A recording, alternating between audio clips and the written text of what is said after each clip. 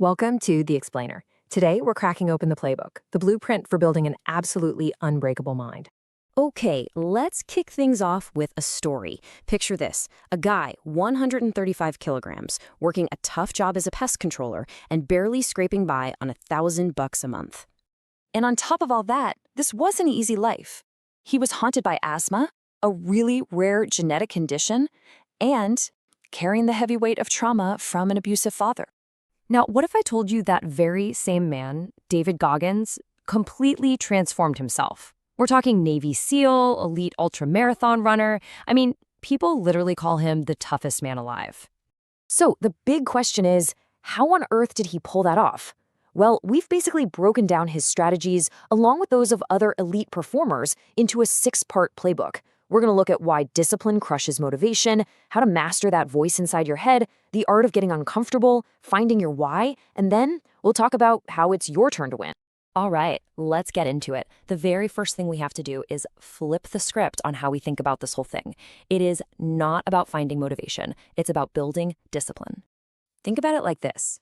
Motivation, that's like the main power line to your house. It's awesome when it's working, right? But the second there's a power cut, you're in the dark. Discipline, on the other hand, that's your backup generator. It doesn't care if the main power's on or off. It just works. It's always there, ready to go. And it's not just Goggins. Michael Phelps, the most decorated Olympian of all time, he nailed it when he said the greats do things even when they don't want to. That right there, that's the separation. Okay, so once you've got that engine of discipline running, the next part of the playbook takes us to the real battlefield, the one that's inside your own head. We're talking about mastering that inner conversation. Goggins had this incredible technique he called the accountability mirror. He'd literally stand in front of the mirror and just be brutally honest with himself.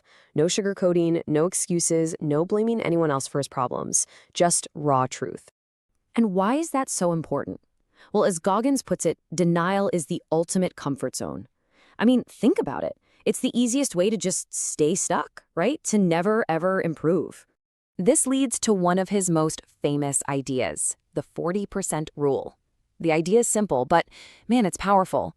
When your brain is screaming at you, telling you you're done, you're gassed, you have nothing left, you've actually only tapped into about 40% of what you're truly capable of. There's a whole other 60% in the tank.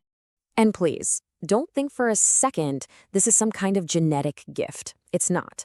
The tennis great Novak Djokovic said it best. Mental strength is not a gift. It's something that comes with work. You have to build it. So you might be asking, okay, how do I actually push past that 40% wall? Well, Goggins has a tool for that too. He calls it the cookie jar. Imagine a mental jar where you store all of your past wins, every single time you overcame something tough. When you're struggling, you reach into that cookie jar, you pull out a memory of a victory, and you remind yourself, I've been through hell before and I made it. I can do this again. All right, so you're building discipline, you're winning the war in your head. What's next? The playbook says now it's time to take that inner strength and apply it to the outside world. And how do we do that? By intentionally, and I mean intentionally, embracing discomfort. Goggins has a great term for this, callousing your mind. It's just like how your hands get calluses and get tougher from physical labor. You can do the same thing for your mind. How? By doing small, uncomfortable things every single day. We're talking simple stuff. Take a cold shower, wake up 30 minutes earlier, do one more rep at the gym than you planned, pick up a book instead of scrolling on your phone. Little things that make your brain go, I don't wanna, and then you do them anyway. And this is why athletes like Cristiano Ronaldo are so obsessed with work ethic. He famously said that talent without work is nothing. It's that relentless drive to push past comfort that forges greatness. Now, the key to making this stick is to not try and boil the ocean. You break down your massive goals into tiny, bite-sized daily tasks. The power of small wins is incredible. You celebrate those little victories, and they build this unstoppable momentum. It all comes down to what Rocky Balboa said, right? It ain't about how hard you hit, it's about how hard you can get hit and keep moving forward. That's resilience in a nutshell. It's not about never failing, it's about getting back up every single time. But let's be real. Pushing through pain and discomfort day in and day out, that takes a ton of energy. So what's the fuel for this fire? What keeps the whole thing going? It's your why. Your why is your ultimate purpose. For Goggins, it was the burning desire to prove everyone wrong and escape a life of mediocrity. For someone like Steve Jobs, it was about doing work you absolutely love. When your why is powerful enough, it makes any kind of suffering not just bearable, but meaningful. And that brings us to the final part of this playbook. And honestly, it's the most important one. It's all about what you choose to do right now with all of this information. I want to leave you with a really powerful image from Denzel Washington. He talked about this idea that on your deathbed, you'll be surrounded by ghosts. And these ghosts, they represent your unfulfilled potential, the ideas you never pursued, the talents you never used, everything you could have been but were too afraid to try.